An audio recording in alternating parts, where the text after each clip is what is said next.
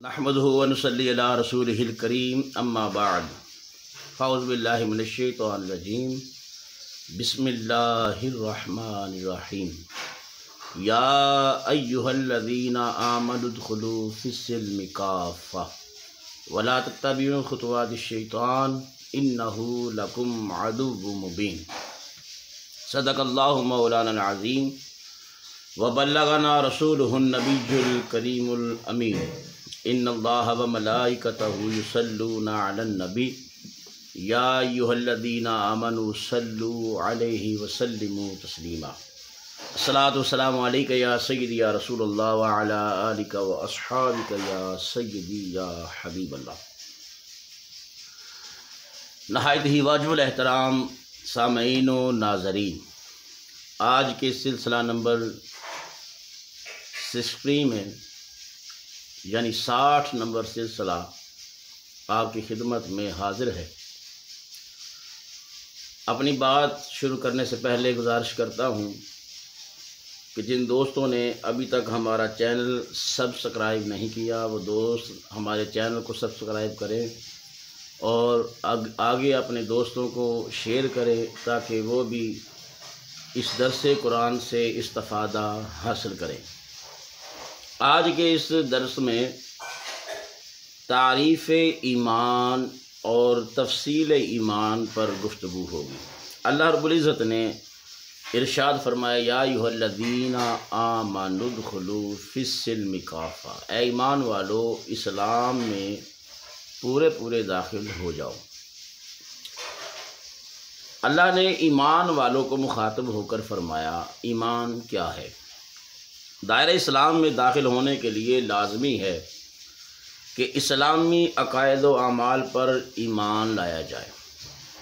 ایمان امن سے بنا ہے، اس کے لغوی معنی اس کے امن دنیا کے ہیں، یعنی ایماندار آدمی دوسروں کے لیے پرامن ہوتا ہے، اس کی ذات سے کسی دوسرے کو ذرہ بھر بھی نقصان نہیں پہنچتا، اور جو ایمان والا ہوتا ہے اس سے دوسرے کو نقصان پہنچنے کا اندیشہ بھی نہیں ہونا چاہیے۔ اصطلاح شریعت میں لا الہ الا اللہ محمد الرسول اللہ صلی اللہ علیہ وآلہ وسلم کو زبان سے درست ادا کرنے اور اس کے معانی و مطالب پر دلی صدق کے ساتھ یقین کرنا ایمان کہلاتا ہے۔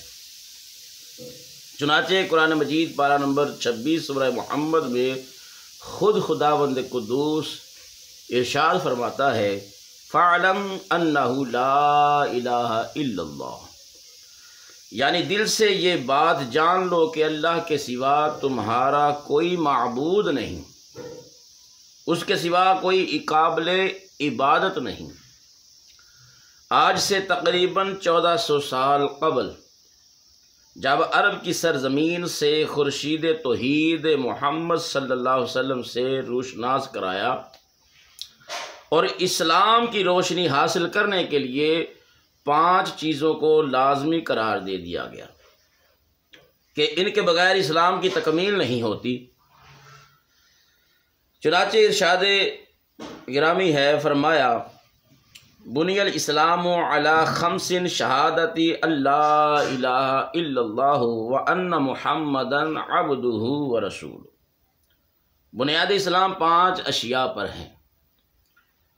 گواہی دینا اللہ ایک ہے، اس کے سوا کوئی معبود نہیں، عبادت کے لائق نہیں، اور بے شک محمد صلی اللہ تعالی علیہ وسلم اللہ کے بندے اور رسول ہیں۔ جب عبد القیس کا وفد دربار آن جناب صلی اللہ تعالی علیہ وسلم میں حاضر ہوا تو آپ نے فرمایا کیا تمہیں علم ہے کہ تم نے اللہ واحد کے ساتھ ایمان کیا ہے؟ انہوں نے عرض کی اللہ اور اس کا رسول بہتر جانتا ہے، اللہ اعلم و رسولہ اعلم۔ کہا اللہ اور اس کا رسول بہتر جانتا ہے۔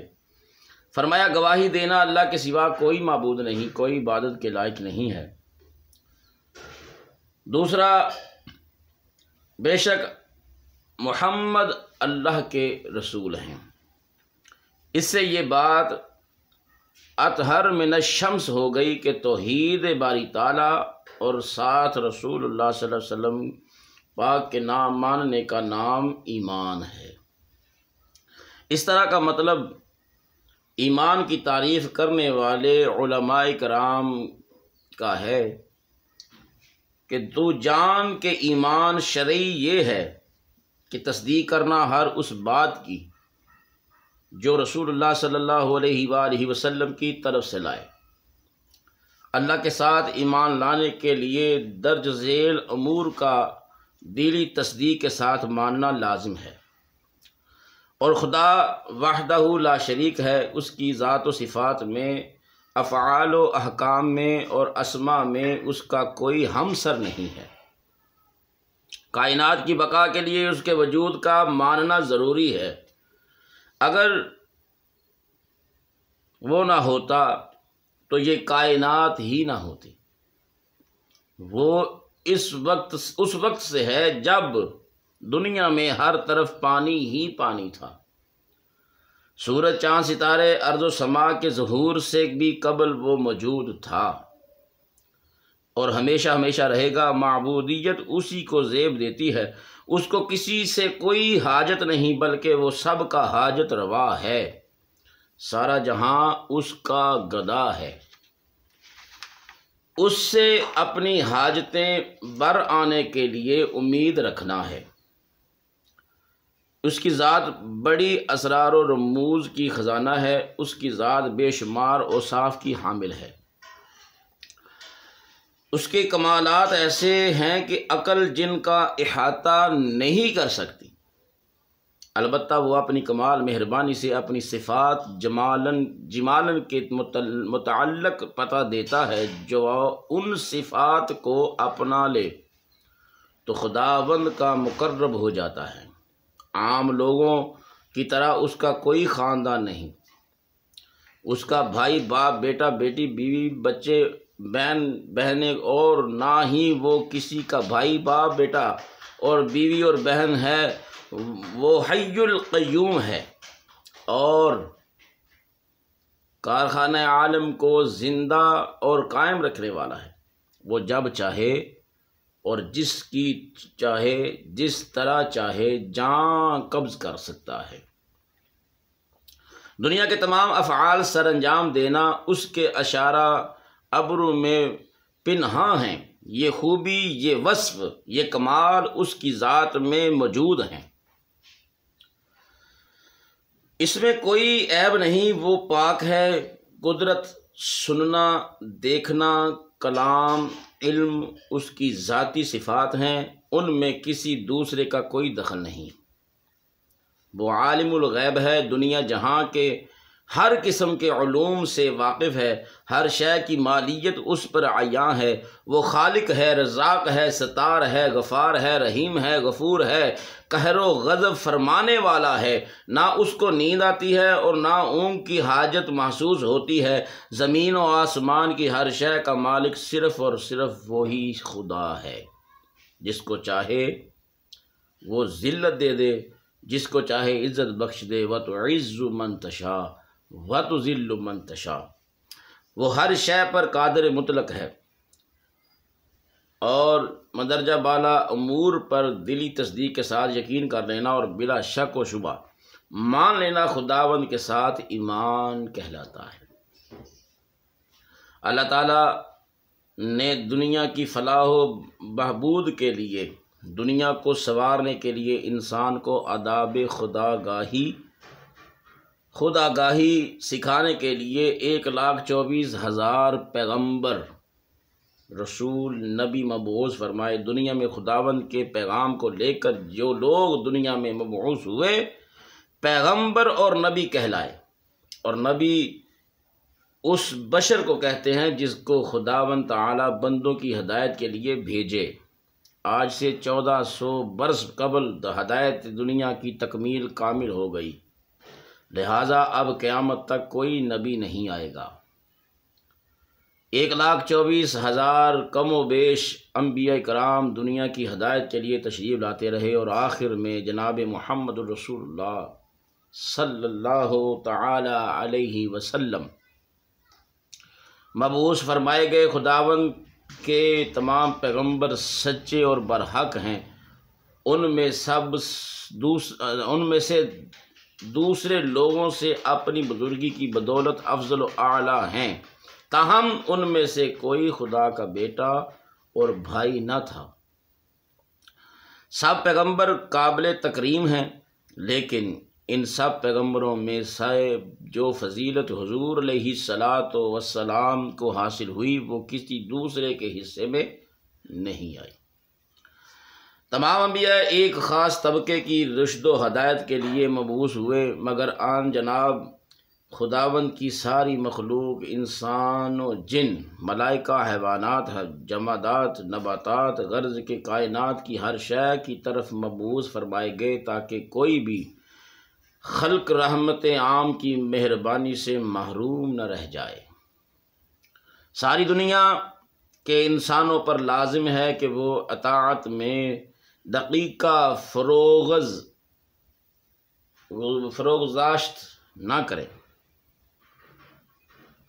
نبی کریم صلی اللہ تعالی علیہ وسلم تمام عالم کے لیے رحمت بن کر تشریف لائے۔ زمانہ نبوی میں صحابہ کرام کو آپ سے بے حد عقیدت تھی، ہونا ہی تھی، مگر حیوانات، جمادات بھی آپ کے دیدار کے مشتاق رہتے تھے۔ آپ کی تبلیغ سے تنگ آ کر جب کفار مکہ نے آپ کو نعوذ باللہ قتل کرنے کا پروگرام بنایا تو آپ خداوند کریم کے حکم سے مکہ سے ہجرت کر کے مدینہ کے لیے روانہ ہو گئے۔ ابو بکر صدیق رضی اللہ تعالیٰ عنہ آپ کے ہمراہ تھے۔ راستہ میں غار ثور میں ٹھہرے، غار میں بے پناہ سوراخ تھے۔ ابو بکر صدیق رضی اللہ تعالیٰ عنہ نے وہ سب پر کر ڈالے، جس طرح اپنی دستار اتاری، اپنے کپڑے پھاڑ کر وہ سوراخ بند کیے تاکہ کوئی موذی چیز میرے آقا علیہ الصلوۃ والسلام کو ایذا نہ پہنچائے۔ آخر میں ایک سوراخ بچا، اس پر اپنی ایڑی مبارک رکھ دی اور اپنے زانوں پر مصطفیٰ صلی اللہ علیہ وسلم کا سر اقدس رکھ لیا تاکہ وہ آرام کریں۔ تھوڑی دیر گزری تھی کہ آپ کی ایڑی پر ایک سانپ نے ڈنگ مارا، مگر حفاظت یار کے خیال سے ابو بکر صدیق رضی اللہ تعالیٰ عنہ نے سوراخ سے پاؤں نہ ہٹایا۔ شدت تکلیف سے صدیق اکبر رضی اللہ تعالیٰ عنہ کی آنکھوں میں آنسو آ گئے۔ جب آنسو حضور پر نور سید یوم نشور صلی اللہ علیہ وسلم کے رخسار درخشندہ پر گرے تو آپ نے آنکھیں کھول دیں اور فرمایا، صدیق کیوں روتا ہے؟ عرض کی، یا رسول اللہ صلی اللہ علیہ وسلم، کسی چیز نے مجھے ڈس لیا ہے۔ عرض کی، یا رسول اللہ میری ایڑی پر کوئی ڈنگ مار رہا ہے۔ آپ نے ایڑی ہٹانے کے لیے حکم دیا۔ ابو بکر صدیق نے ایڑی ہٹائی، سوراخ سے سانپ نکلا اور آن حضرت صلی اللہ علیہ وسلم کا طواف کیا۔ آپ صلی اللہ علیہ وسلم نے ڈنگ مارنے کے متعلق سوال کیا۔ سانپ نے عرض کی، یا رسول اللہ صلی اللہ علیہ وسلم میری مجال کے جناب کے یار کے ڈنگ ماروں؟ یا رسول اللہ عرصہ سے میں نے دعا مانگی تھی کہ مجھے اس وقت تک موت نہ آئے جب تک کہ میں آپ کی زیارت نہ کر لوں۔ آج آپ غریب خانے میں تشریف لائے تو آپ کے دوست نے تمام سوراخ بند کر دیے اور ایک بچا، اس پر بھی اس نے ایڑی رکھ دی اور ایڑی رکھ کر بیٹھ گئے۔ اس لیے یا رسول اللہ مجبوراً مجھے ایسا کرنا پڑا، اگر ایسا نہ کرتا تو آپ کا دیدار کیوں حاصل ہوتا؟ کیسے میں آپ کو دیکھ سکتا؟ کیسے میں آپ کا دیدار کر سکتا؟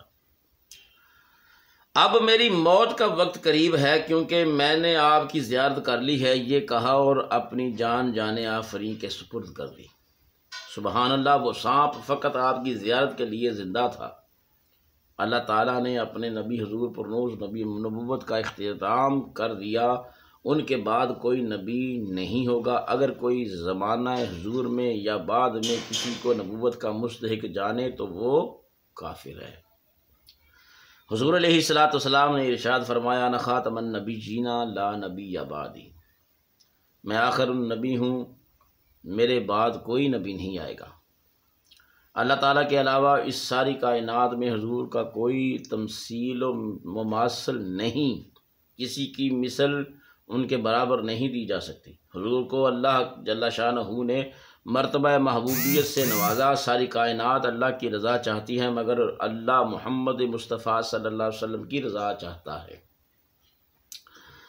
اور اعلیٰ حضرت عظیم البرکت الشام مولانا احمد رضا خان بریلوی رحمۃ اللہ علیہ فرمایا، خدا کی رضا چاہتے ہیں دو عالم، خدا کی رضا چاہتے ہیں دو عالم، خدا چاہتا ہے رضائے محمد صلی اللہ علیہ وآلہ وسلم۔ حضور صاحب معراج ہیں، رات کے قلیل عرصہ میں آپ مسجد حرام سے مسجد اقصی تک گئے اور وہاں سے رفتے ہفت افلاک اور بالائے عرش و کرسی تشریف لے گئے۔ آپ نے خداوند کریم کو بچشم سر دیکھا اور بلا واسطہ کلام کیا۔ حضرت موسیٰ علیہ السلام نے بھی دیدار الہی کیا تھا، مگر ایک تو درمیان میں کوہ طور تھا اور دوسرے آپ تاب نہ لا کر بے ہوش ہو گئے۔ حضرت عیسیٰ بھی خدا سے ہم کلام ہوا کرتے تھے، مگر درمیان میں حجاب کوہ طور ہوتا تھا، مگر جب حضور علیہ السلام کی باری آئی تو حجابات تمام اٹھ گئے، راہ میں کوئی چیز حائل نہ تھی، بالمشافہ دیدار و کلام ہوا۔ یہ دنیا فانی ہے، اس کی ہر شے فانی ہے، انسان اپنی چند روزہ زندگی گزار کر قبر میں چلا جاتا ہے۔ ایک دن ایسا آئے گا جب تمام مردے دوبارہ زندہ کیے جائیں گے اور ان سے ان کی زندگی کے معمولات، افکار و اعمال کا حساب لیا جائے گا۔ اس روز کو قیامت کہتے ہیں۔ قیامت کے دن صحرا شفاعت حضور علیہ السلام کے سر باندھا جائے گا۔ آپ جب تک کسی کی شفاعت نہ کریں گے وہ بخشا نہیں جائے گا۔ اللہ کی ساری مخلوق میں شفیع ہونے کا اعزاز صرف اور صرف حضور علیہ السلام کی ذات والا صفات کو ہے۔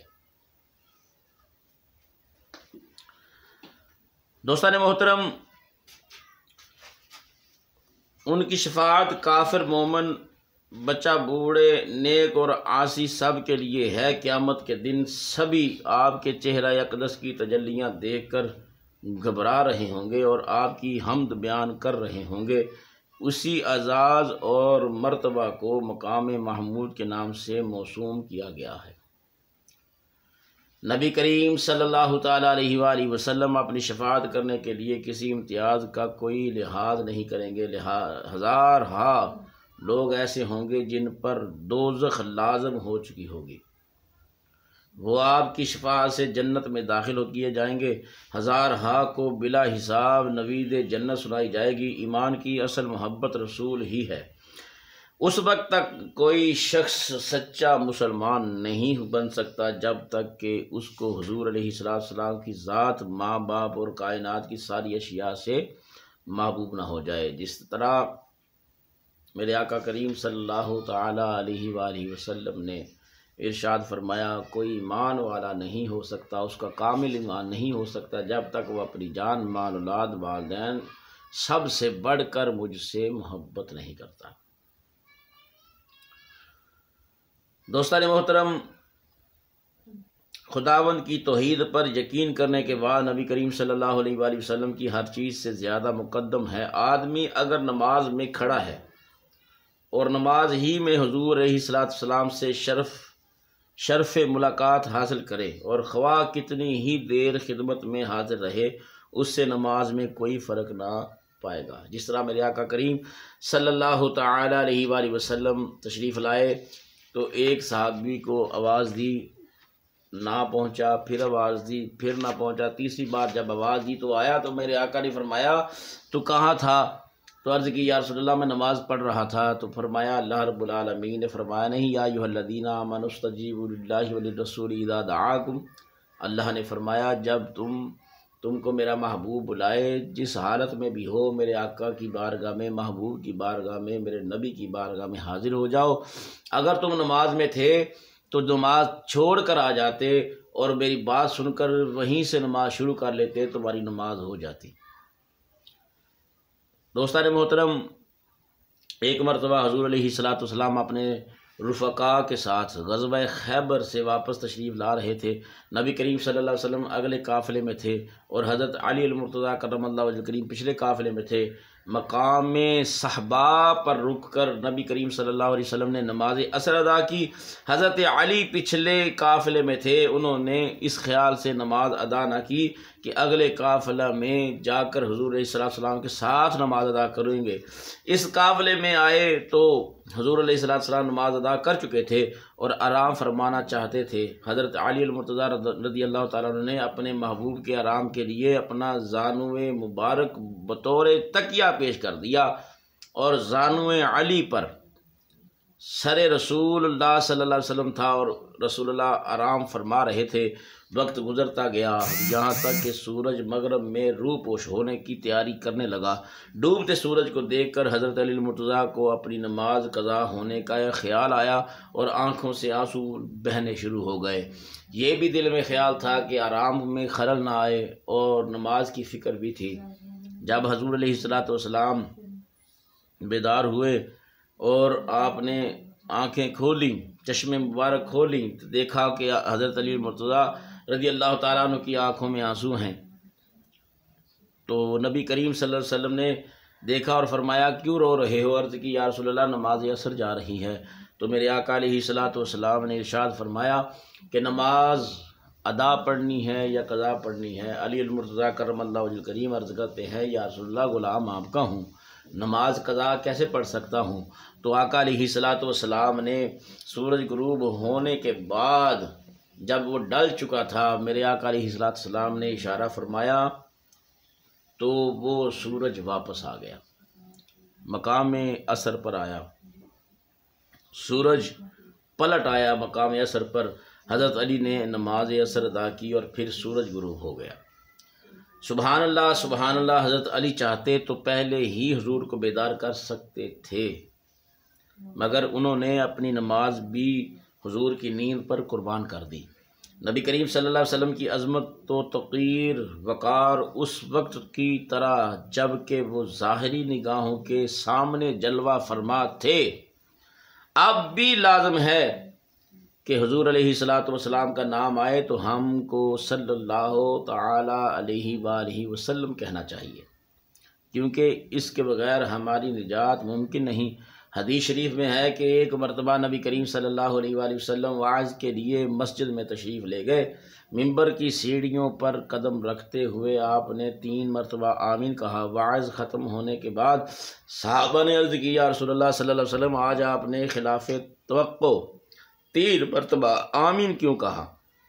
آپ صلی اللہ علیہ وسلم نے جواب میں ارشاد فرمایا کہ جب میں نے پہلی سیڑھی پر قدم رکھا تو جبریل امین علیہ السلام تشریف لائے اور آ کر عرض کی وہ ہلاک ہو جائے جو والدین کا حکم نہ مانے۔ میں نے کہا آمین۔ پھر دوسری سیڑھی پر میں نے قدم رکھا تو جبریل امین علیہ السلام نے عرض کی کہ وہ ہلاک ہو جائے جو شخص رمضان شریف آئے اور روزے نہ رکھے، تو میں نے کہا آمین۔ تیسری سیڑھی پر قدم رکھا تو جبریل امین نے عرض کی کہ ہلاک ہو جائے وہ شخص جو آپ کا نام نامی اسم گرامی سنے اور آپ کی ذات والا صفات پر درود شریف نہ پڑھے۔ اس لیے ہم سب کو چاہیے کہ آپ کا نام آتے ہی درود شریف پڑھنا ضروری سمجھیں، اور جب بھی نام نامی اسم گرامی سنیں تو آقا علیہ السلام کی ذات بابرکات پر درود شریف کے نذرانے پیش کریں تاکہ ہماری نجات کا سامان ہو جائے۔ دوستان محترم، یہ ایمان اللہ کو ماننے کے بعد، اللہ کے حکم کو ماننے کے بعد حضور علیہ السلام پر ایمان لانا ضروری ہے۔ جب ہمارا ایمان اس طرح کا ہوگا جس طرح کہ ابو بکر صدیق نے اپنی جان کی قربانی دینے سے دریغ نہیں کی، علی المرتضیٰ نے اپنی نماز کو قربان کیا، اور یہ ایمان کی حالت تھی، یہ ایمان ہی تھا جس کی وجہ سے ایک صحابی کو، ایک یار کو اپنی جان کی پرواہ نہیں ہے اور دوسرے یار نے اپنی نماز جو ہے قربان کی ہے، اس کو کہتے ہیں ایمان۔ حضور علیہ السلام سے سچی اور پکی محبت کو ایمان کہا جاتا ہے۔ اللہ رب العزت ہم سب کو سچا اور پکا مسلمان بنائے۔ اللہ تبارک و تعالی ہمیں جو ایمان کی شرطیں ہیں ان شرطوں پر عمل کر کے اپنا ایمان کامل کرنے کی توفیق عطا فرمائے۔ آمین۔ وآخر دعوانا یا ان الحمد للہ رب العالمین۔